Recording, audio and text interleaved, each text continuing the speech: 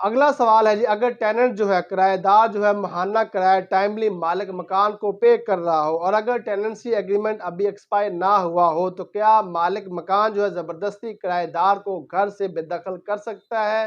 کیا اس حوالے سے جو کرایہ دار جو ہے کورٹ سے اسٹے آرڈر لا سکتا ہے یا نہیں لا سکتا؟ تو اس کا جواب ہے جی بالکل جی ہاں، کورٹ میں جا کر جو کرایہ دار ہے وہ اسٹے آرڈر لے سکتا ہے۔ وہاں پر جا کے جو کرایہ دار ہے وہ کورٹ میں یہ بتائے گا ایسے ایسے میرا ٹیننسی ایگریمنٹ ابھی ایکسپائر نہیں ہوا ہے اور میں جو ٹیننٹ جو ہوں وہ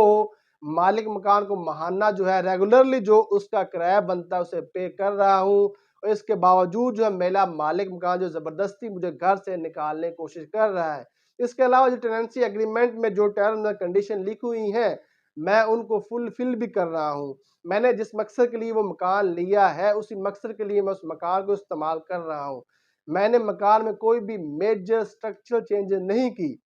اس کے باوجود میرا جو مالک مکان ہے مجھے گھر سے باہر نکال رہا ہے، تو اس کے بعد جو کورٹ ہے عام طور پر جو ہے وہ ٹیننٹ کو اسٹے آرڈر جاری کر دیتی ہے اگر اس کی یہ باتیں ثابت ہو جاتی ہیں۔ اس کے علاوہ اگر ٹیننسی ایگریمنٹ اگر ایکسپائر بھی ہو چکا ہو تو پھر بھی کورٹ جو ہے اسے اسٹے آرڈر گرانٹ کر دیتی ہے، لیکن وہ جو اسٹے آرڈر دوسرا ہوگا وہ کنڈیشنل اسٹے آرڈر ہوگا۔ اس میں کورٹ یہ کہے گی آپ کو 45 دن کے لیے یا 60 دن کے لیے یا